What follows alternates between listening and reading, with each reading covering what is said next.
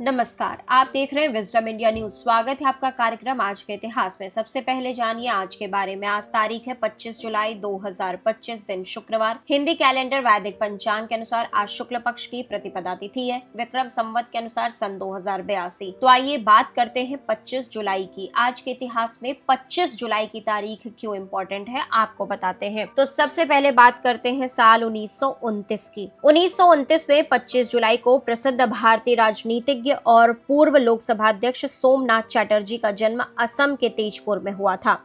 वे भारतीय communist party के वरिष्ठ नेता रहे और भारतीय लोकतंत्र में संसदीय परंपराओं को सशक्त बनाने में उनका अहम योगदान रहा। सोमनाथ चटर्जी 1971 में पहली बार लोकसभा के लिए चुने गए और इसके बाद वे 10 बार सांसद बने। वे 2004 से 2009 तक लोकसभा अध्यक्ष रहे और अपने कार्यकाल में उन्होंने दलगत राजनीति से ऊपर उठकर निष्पक्षता की गरिमा के साथ सदन का संचालन किया। उन्होंने सदन की मर्यादा और निष्पक्षता को सर्वोपरि रखा, यहाँ तक कि पार्टी द्वारा दिए गए इस्तीफे के निर्देश को अस्वीकार कर दिया था, जिससे उन्हें पार्टी से निष्कासित कर दिया गया। वह एक प्रख्यात वकील भी थे जिन्होंने कलकत्ता हाईकोर्ट में वकालत की थी। वे मानवाधिकार, संसदीय गरिमा और सामाजिक न्याय के प्रबल पक्षधर थे। उनकी किताब keeping the faith, memoirs of a parliamentarians संसदीय कार्यप्रणाली और लोकतांत्रिक मूल्यों को लेकर उनके दृष्टिकोण को दर्शाती है। सोमनाथ चटर्जी का जीवन सादगी, ईमानदारी और लोकतंत्र के प्रति समर्पण का प्रतीक रहा। उनका निधन 13 अगस्त 2018 को हुआ, लेकिन वे आज भी भारतीय संसदीय इतिहास में एक आदर्श अध्यक्ष के रूप में याद किए जाते हैं। अब बात करते हैं साल 1943 की। 25 जुलाई 1943 को इतिहास की एक बड़ी घटना घटी, जब इटली के तानाशाह बेनिटो मुसोलिनी को उनके ही फांसीवादी ग्रैंड काउंसिल ने सत्ता से बर्खास्त कर दिया। यह फैसला इटली में हो रहे राजनीतिक और सैन्य असंतोष के बीच लिया गया था, क्योंकि द्वितीय विश्व युद्ध में इटली को लगातार हार का सामना करना पड़ रहा था। मुसोलिनी की गिरफ्तारी के बाद किंग विक्टर इमैनुअल III ने मार्शल पिएत्रो बार्डोगिलियो को नए प्रधानमंत्री नियुक्त किया। यह घटना इटली में फांसीवाद के पतन की शुरुआत मानी जाती है और द्वितीय विश्व युद्ध की दिशा को प्रभावित करने वाली एक निर्णायक मोड़ थी।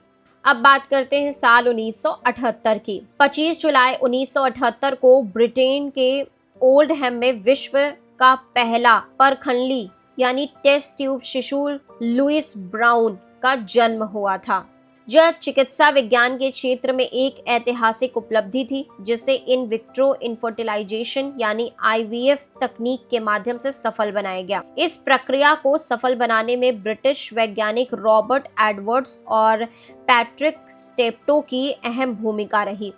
इस तकनीक ने उन दंपतियों के लिए मातृत्व और पितृत्व की राह खोल दी जो प्राकृतिक रूप से संतान प्राप्ति में सक्षम नहीं थे।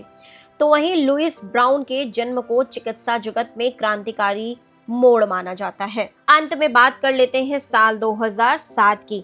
25 जुलाई 2007 को प्रतिभा देवी सिंह पाटिल ने भारत की पहली महिला राष्ट्रपति के रूप में शपथ ली। वे भारत की 12वीं राष्ट्रपति बनी और इस शीर्ष संवैधानिक पद पर पहुंचने वाली पहली महिला थी। उनका कार्यकाल 25 जुलाई 2007 से 25 जुलाई 2012 तक रहा। प्रतिभा पाटिल का राजनीतिक सफर 1962 में शुरू हुआ, जब वे पहली बार महाराष्ट्र विधानसभा की सदस्य चुनी गईं। उसके बाद उन्होंने 1967 से 1972 तक महाराष्ट्र सरकार में राज्य की शिक्षा मंत्री रही और उन्होंने महिला सशक्तिकरण, बालिका शिक्षा और सामाजिक कल्याण के कई कार्यक्रमों में अग्रणी भूमिका निभाई। राष्ट्रपति बनने से पहले वे 2004 से 2007 तक राजस्थान की राज्यपाल रहीं और इस पद पर आसीन होने वाली पहली महिला राज्यपाल भी थी। राष्ट्रपति के रूप में उन्होंने राष्ट्रपति भवन म्यूजियम की स्थापना कराई, जिससे आम जनता को भारत के राष्ट्रपति पद और उसके इतिहास को जानने का अवसर मिला। उन्होंने अपने कार्यकाल में अंतर्राष्ट्रीय स्तर पर भारत का प्रतिनिधित्व किया और कई देशों की राजकीय यात्राओं में भाग लेकर भारत के कूटनीतिक संबंधों को मजबूत किया। उनके कार्यकाल में न्यायिक दया याचिकाओं के निपटारे में सक्रिय भूमिका, महिलाओं की भागीदारी को बढ़ावा देने और संविधान की गरिमा बनाए रखने की दिशा में उनके कार्यों को सराहा गया।